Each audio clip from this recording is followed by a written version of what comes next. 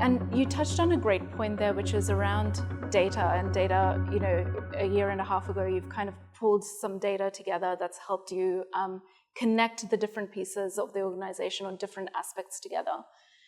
One of the biggest challenges our clients face is actually thinking about their data readiness as they go about the transformation. So what has been kind of your data strategy, and how do you think about getting to the right data for the right use case? You see, there are various pillars of data strategy. Like there is a pillar about the data governance and how you manage and keep the data safe, and what are the processes and compliance it needs to follow. And there is a part around the use of data, and how do you create the plumbing so that the data flows in the organization and you break the silos of data so that it's been used uniformly across the organization.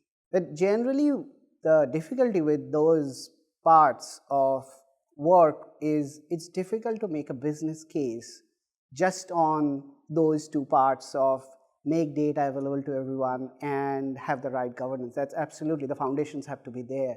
But there has to be some business value realization of the data. Yeah. And we had this strategy is that we will think about the data governance and the pillars and the guardrails and also breaking the silos of data.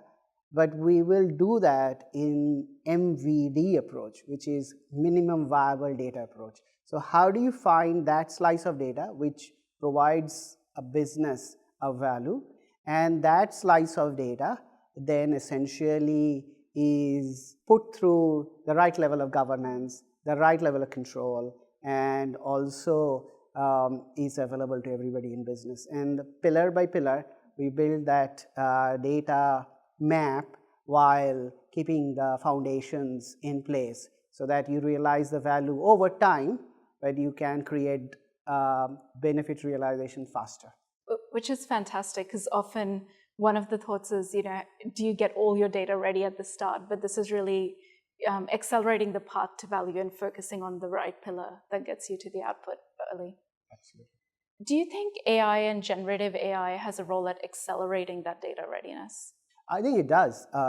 Because if you see the data life cycle, there is a part around data management.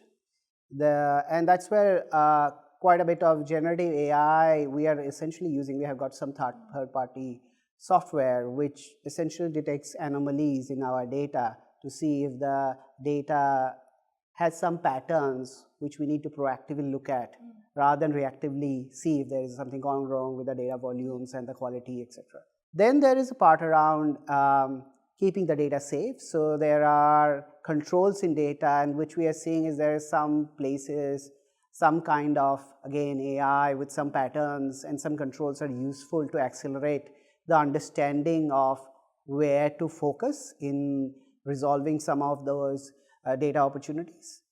And I guess the third part is the AI and data are so interconnected. The AI governance needs some view about how you manage the models, how do you keep them safe, are they the right, they have bias, or are they robust, and those responsible AI framework.